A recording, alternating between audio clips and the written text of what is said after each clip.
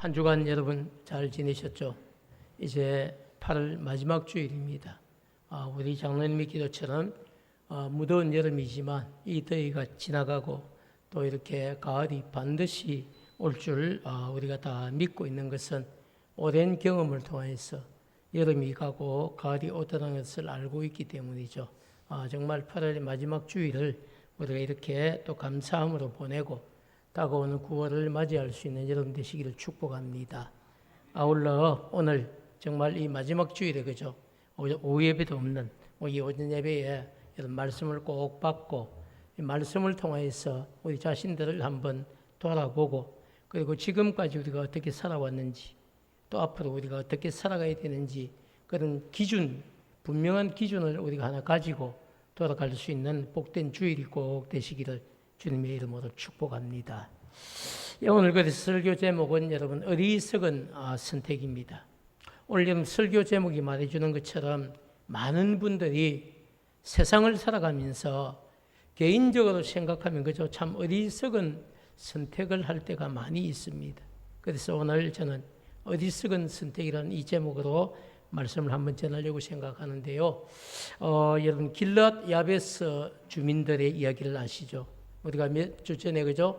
길랏 야베스 사람들이 정말 위기에 봉착하게 되었고 또 아무도 길랏 야베스 사람을 도와줄 사람이 없을 때에 왕으로 정말 지정됐지만 아직 왕으로 인정을 못 받고 또 많은 참 안 좋은 부류들이 사울이 어떻게 우리를 다스리겠냐고 이렇게 여러분 조롱했던 그런 상황 가운데서 사울이 성령이 임하고 그리고 모든 지파에게 정말 황소를 여러분 결대로 찢어서 그렇게 12지파에게 보내고 오늘 이 전투에 참여하지 않으면 너희들 지파를 이같이 찢겠다고 한 이 명령 앞에 두려움에 쌓여서 이 백성들이 모여들었고 그리고 수많은 그 백성들이 그저 참 이렇게 어려움에 봉착한 길랏 야베스 사람들을 전멸시킨 그런 우리가 은혜를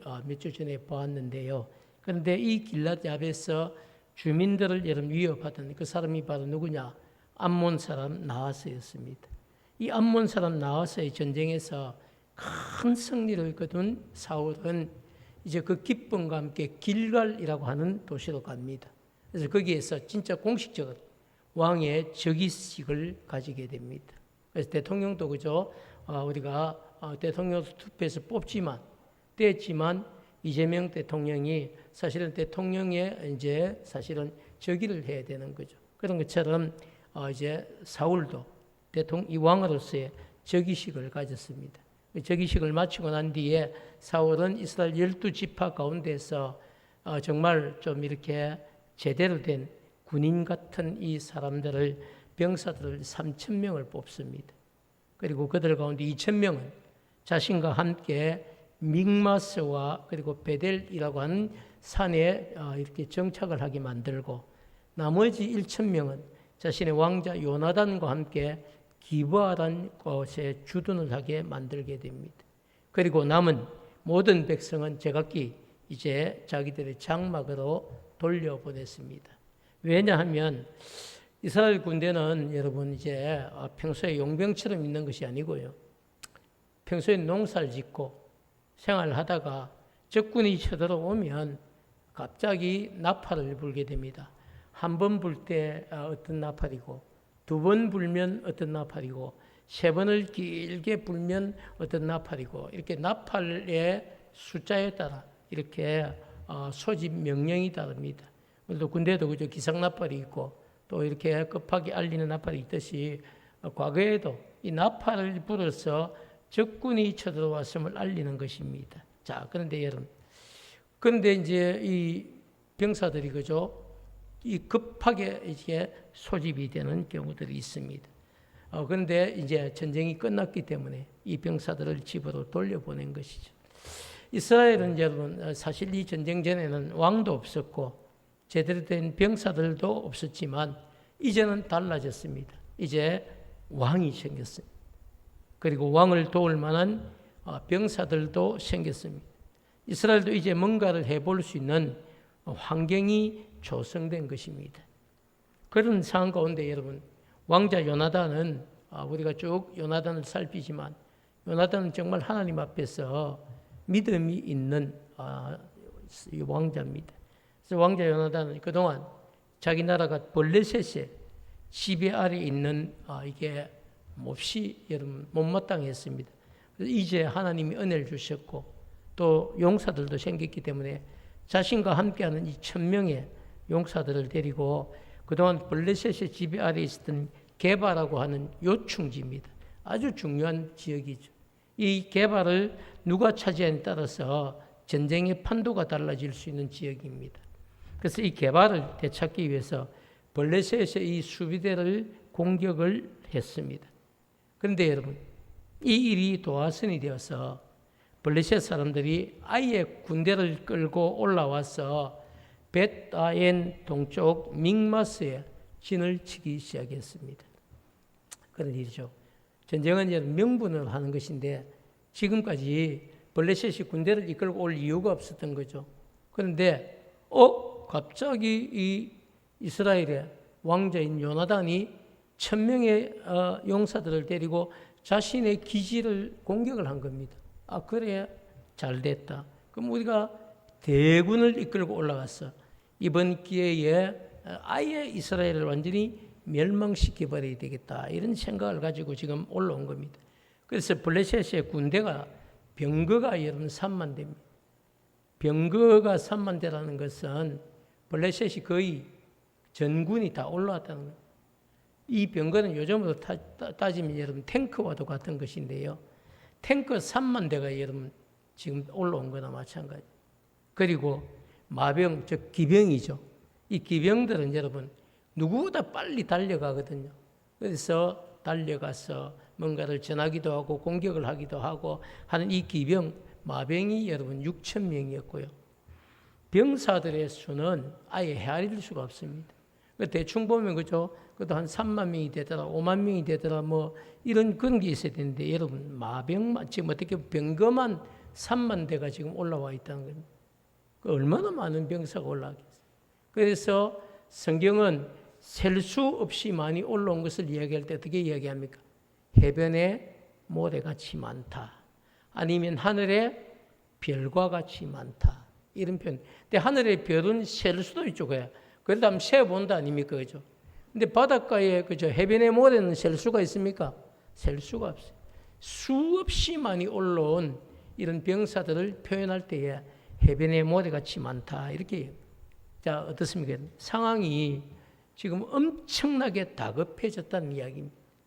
이런 사실을 알게 된 사울왕은 전쟁을 알리는 나팔을 불게 했습니다. 그리고 다시 이스라엘의 12지파 가운데 전쟁에 나갈 병사들을 소집을 한 겁니다. 자, 그래서 여러분 이제 암몬 사람 나와서 전쟁을 쳐서 한번 승리했기 때문에 그죠? 왕이 여러분 이 나팔을 길게 불고 병사들을 소집하고 자신 있게 또 올라오겠죠. 한번 승리를 해봤으니까. 올라왔는데 보니까 올라와서 딱 블레셋 군대를 이렇게 본 겁니다. 보자마자 어떻게 됐겠습니까? 두려움이 쌓인 거죠. 전쟁도 붙어보지도 않았어요. 근데 이 사람들이 한번 전쟁에 승리했던 이 사람들 눈으로 딱 쳐다봤는데 아이고 한번 해보자 이게 아니고 쳐다보는 그 순간에 두려움 빠진 겁니다. 그래서 눈앞에 진을 치고 있는 이 블레셋 군대를 보고 두려움에 빠졌어요. 성경은 그렇게 얘기해요. 싸워볼 아예 생각조차 하지 못하고 뿔뿔이 다 흩어져서 굴 그리고 숲을 속 바위 틈 그리고 은밀한 곳과 웅덩이에 다 제각기 숨어버린 거예요. 전쟁 칠 의사가 없는 거예요. 이 전쟁은 쳐보나 뭐나 우리가 진다고 지금 생각을 하는 거죠.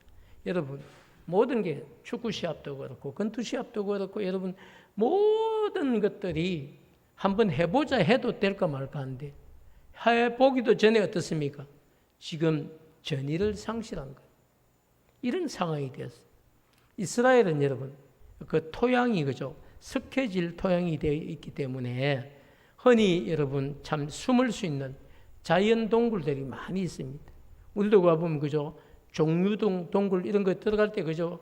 봐보면 입구는 아주 조그만한데 안에 들어가 보면 어떻습니까? 넓은 굴들이 많이 있죠. 그런 것처럼 우리나라에 몇 개 있는데요.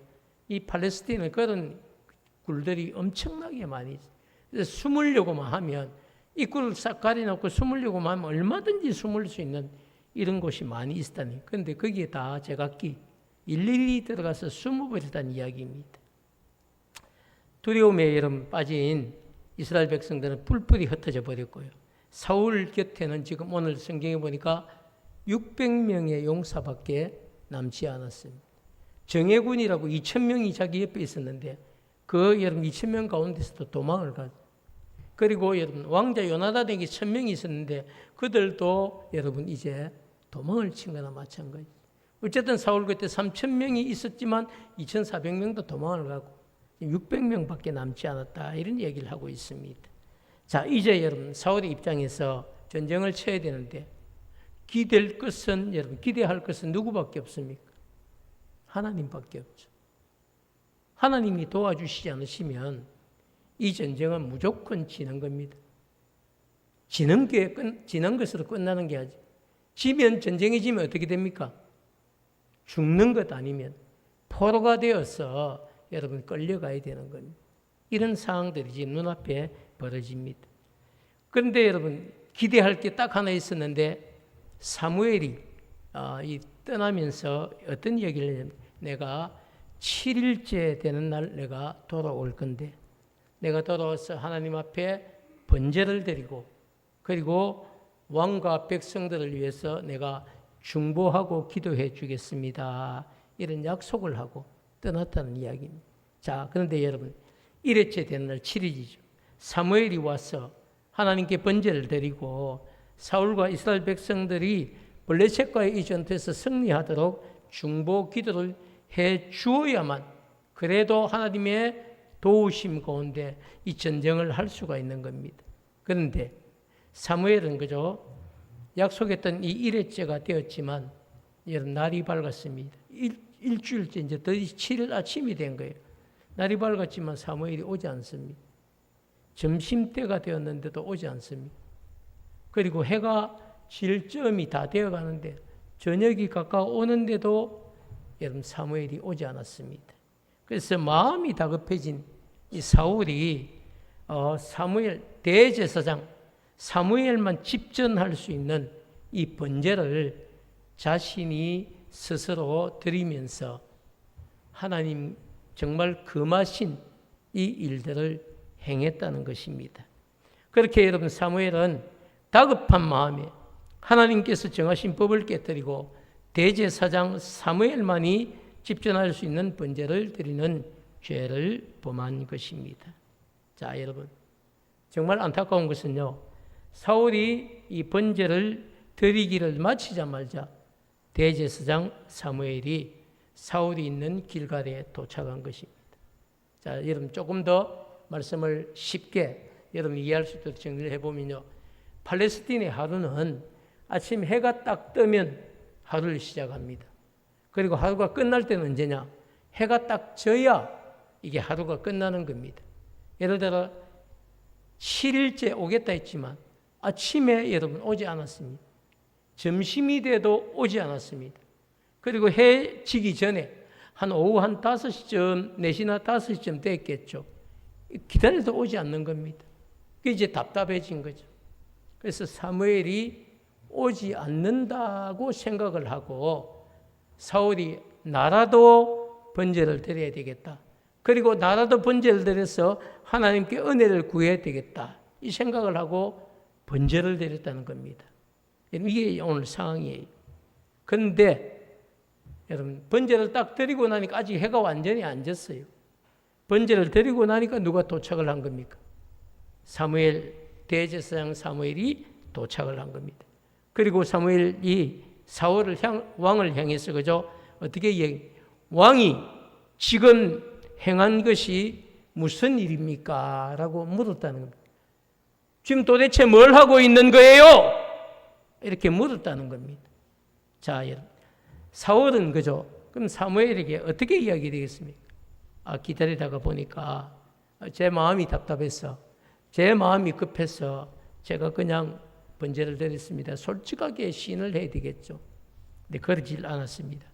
변명을 늘어놓았는데요. 11절, 12절 어떤 변명인지 여러분 한번 읽었으면 좋겠습니다. 같이 읽겠습니다. 시작. 사무엘이 이르되 왕이 행한 것이 무엇이냐 하니 사울이 이르되 백성은 내게서 흩어지고 당신은 정한 날에 오지 아니하고 블레셋 사람은 믹마스에 모여 있음을 내가 보았으므로 이에 내가 이르기를 블레셋 사람들이 나를 치러 길갈로 내려오겠거늘 내가 여호와께 은혜를 간구하지 못하였다 하고 부득이하여 번제를 드렸나이다 하니라. 자, 11절로 다시 돌아가 보겠습니다. 여러분 사무엘이 그죠?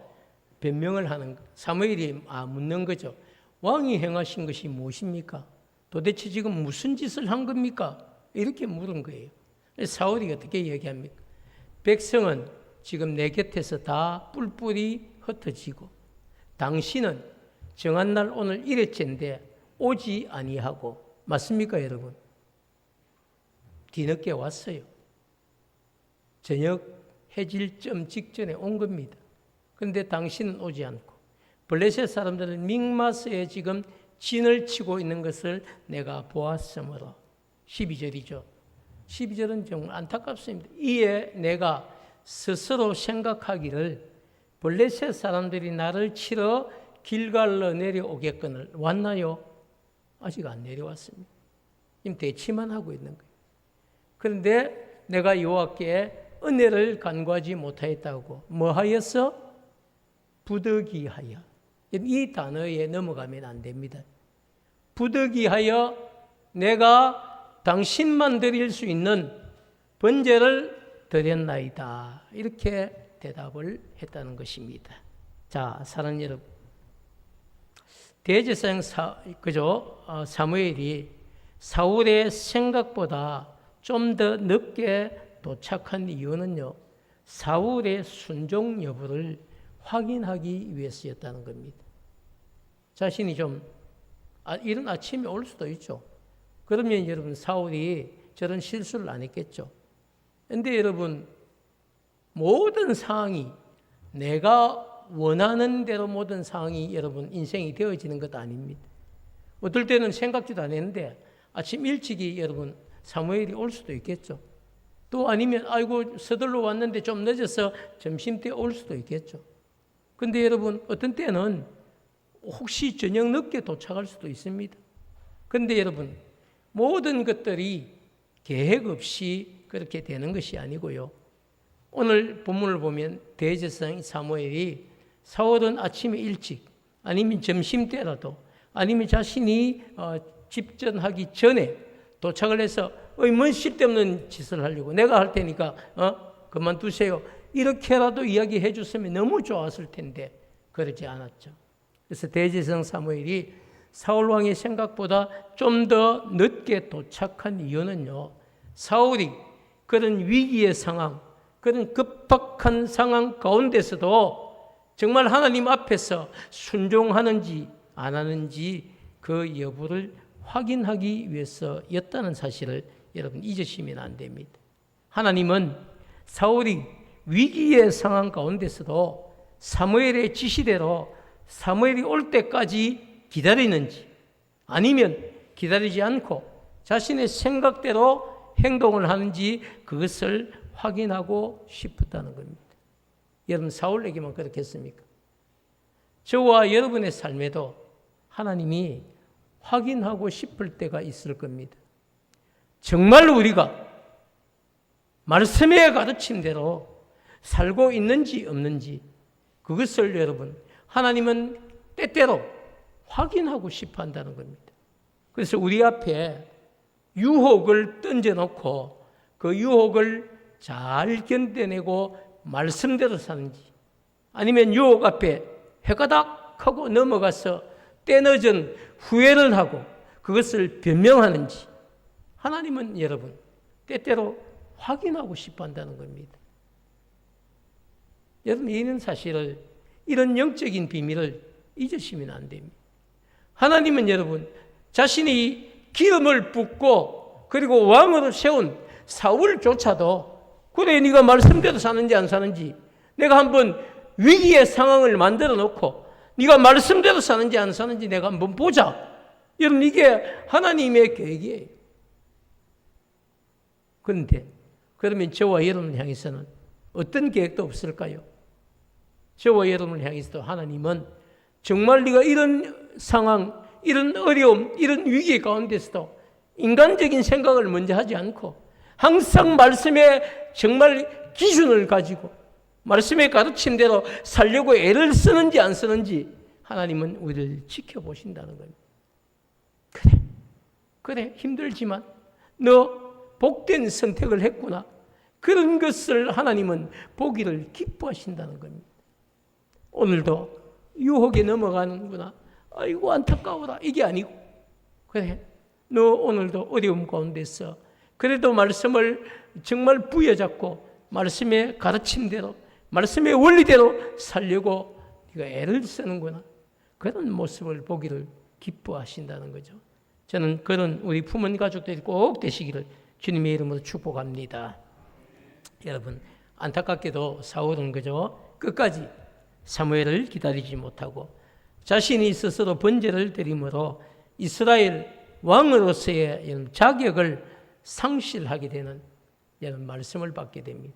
13절, 14절 한번 띄워주시죠. 제가 한번 읽겠습니다. 여러분 보시죠.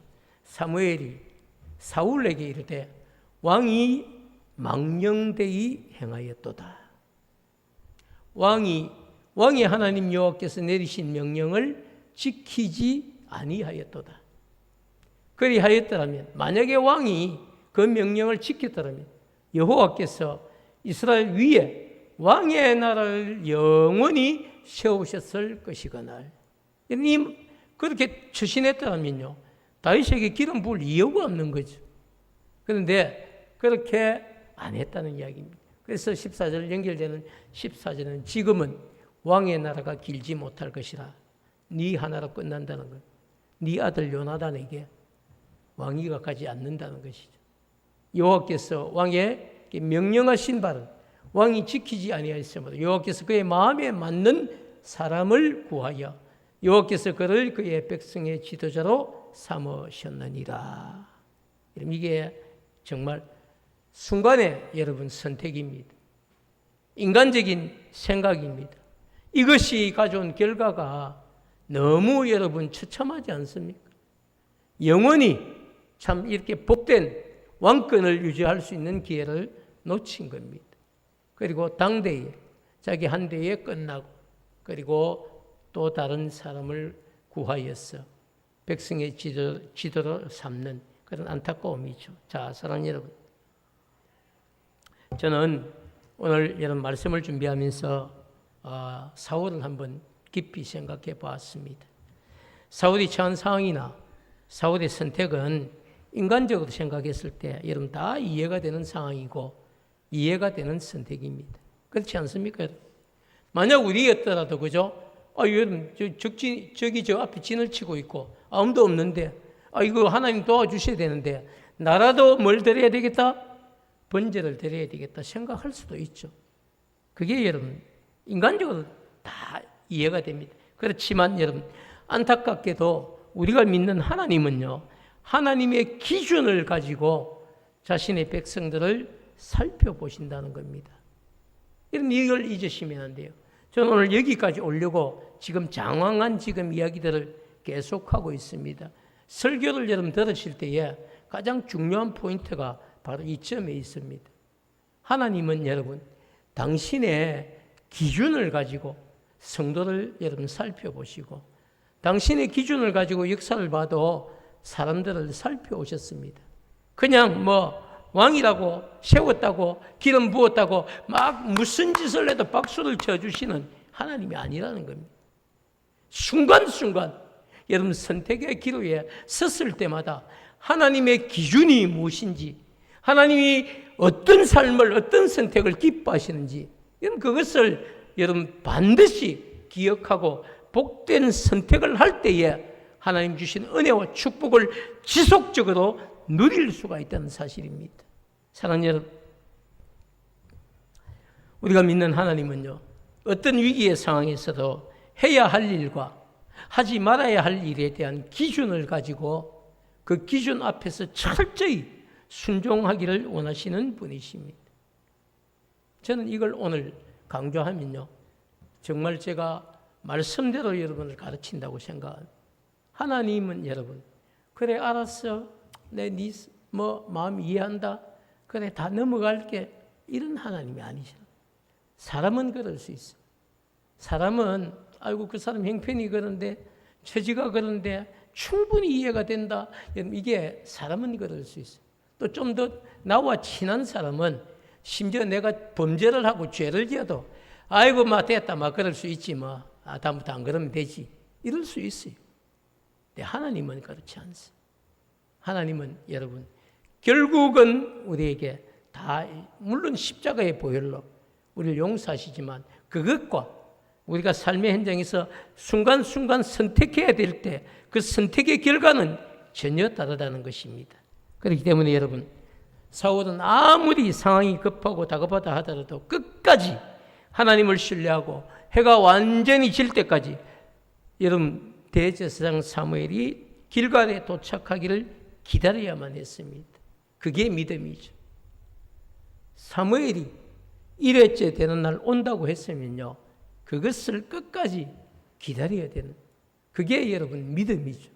근데 잘 기다리다가 마지막 순간에 여러분 인간적인 판단을 한 것이죠. 나라도 하나님 앞에 번제를 드려야 선을 넘는 판단이었습니다.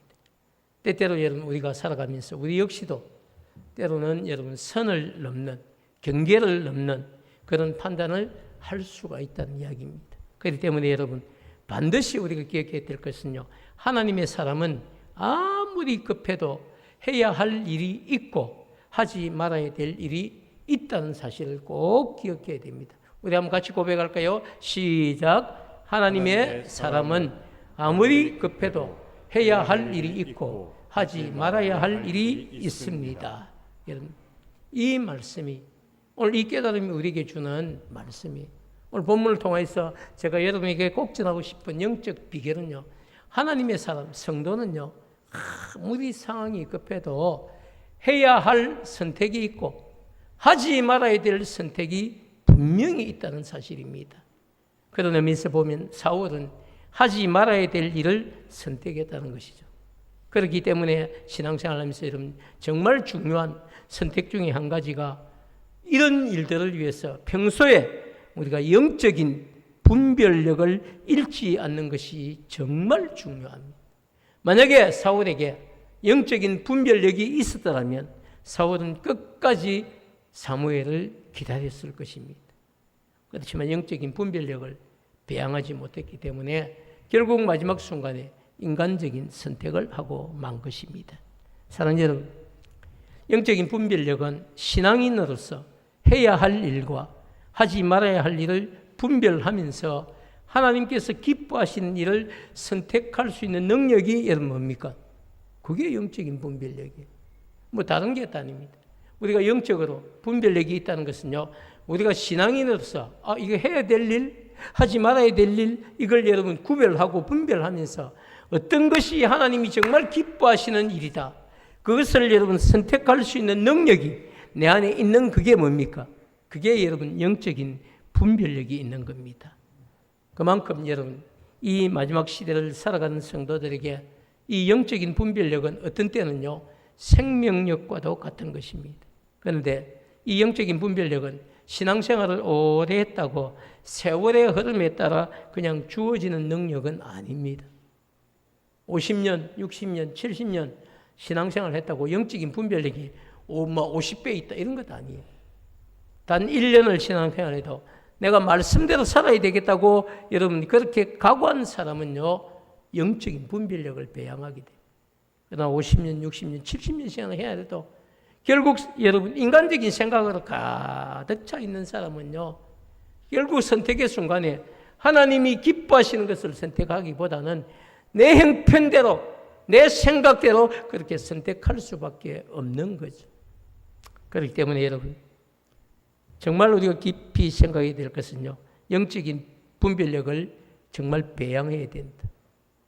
지금 이 상태보다 더더욱 하나님의 말씀으로 우리가 무장을 해야 된다는데 여러분 이 영적인 분별력을 배양하기를 원하신다면 매일매일 우리가 하나님의 말씀인 성경을 꼭 읽어야 됩니다. 왜냐하면 말씀을 읽을 때에 우리가 하나님을 알 수 있고요. 말씀을 읽으면서 말씀이 주는 깨달음을 통하여서 하나님이 기뻐하신 일을 선택할 수 있기 때문입니다. 말씀을 읽지 않으면 안 돼요. 말씀을 읽는 게 참 그래도 잘 안 되더라. 그러면요, 정말 수요 기도에, 금요 기도에, 새벽 기도에, 주일 오전 1부 예배, 2부 예배, 오후 예배, 이런 예배, 말씀이 전해지는 그 시간이라도 꼭 여러분 열심을 다해 참석하고, 오늘도 여러분 이 말씀을 들으니까 그게 중요한 거구나 한 것을 알게 되는 거죠. 항상 예배를 사모하고 말씀이 전해지는 것을 사모하고, 또 안 되면 혼자서라도 말씀을 읽으면서 하나님 저에게 정말 말씀을 읽고 제 안에 영적인 분별력이 배양되게 하여 주십시오. 이 기도가 필요하죠. 또 한 가지는 여러분, 이 영적인 분별력을 얻기 위해서 반드시 해야 될, 하루에 여러분 한 번 이상 꼭 기도의 자리를 만들어서 하나님 앞에 믿음과 지혜를 달라고 간구해야 됩니다. 여러분, 그렇게 성경을 읽고 우리가 기도할 때에 하나님은 자기 백성이 다급한 상황에 부딪히다 하더라도 하나님이 기뻐하시는 것을 선택할 수 있는 영적인 분별력을 우리에게 공급해 주신다는 사실입니다. 사랑하는 여러분, 뭘 해야 된다고요? 말씀 읽고. 뭐 해야 된다고요? 기도하는 것. 너무 어려운 것 아니잖아요. 우리가 하루에 한 번이라도 말씀을 읽고 하루에 한 번이라도 기도할 때에 우리는 하나님을 더 깊이 알아갈 수 있습니다. 그런 여러분 시간들을 통해서 내 안에 영적인 분별력이 나도 모르는 사이에 여러분 자리를 잡게 되고, 그래서 나중에 판단할 때, 선택할 때에 그것이 차곡차곡 저어져서 하나님이 기뻐하시는 삶을 선택할 수 있는 그런 분별력을 가지게 된다는 사실이죠. 사랑하는 여러분, 우리가 살아가고 있는 이 시대에는 어떤 것이 진실인지, 심지어 어떤 것이 거짓인지 그것을 분별하기조차도 어려운 시대입니다. 사람들의 이야기를 한번 들어보세요. 다 들어보면 여러분 말하는 그 사람 이야기가 다 맞는 것 같아요. 이 사람이 이 이야기를 하면 맞는 것 같아요. 근데 저 사람이 이 이야기를 하면 또 그 사람 말이 맞는 것 같아요. 어떤 게 여러분 진짜 진실인지 알 수 없는 시대를 우리가 지금 살아가고 있습니다. 그렇기 때문에 여러분, 영적인 분별력을 배양한다는 것은요, 나를 지키기도 하고 주님의 몸된 교회를 지키기도 하는 정말 귀한 선택이죠. 그렇기 때문에 여러분, 우리가 항상 우리가 삶의 현장에서 복된 선택을 하기 위해서는요, 첫 번째, 정말 말씀 읽고 묵상하는 일에 우리가 최선을 다해야 됩니다. 두 번째, 기도하고 이 묵상하는 삶에도 최선을 다해야 됩니다. 더 나아가 영적인 이 분별력은 신앙생활을 하는 데만 필요한 것이 아니고요, 세상을 살아갈 때도 필요한 것입니다. 그렇기 때문에 하루에 한 번이라도 꼭 말씀을 묵상하고, 하루에 한 번이라도 여러분 기도의 시간을 가지고 이 영적인 분별력을 배양해서 언제 어디서나 하나님이 기뻐하시는 삶을 선택할 줄 아는 그런 지혜로운 성도, 복된 성도가 꼭 되시기를 주님의 이름으로 축복합니다.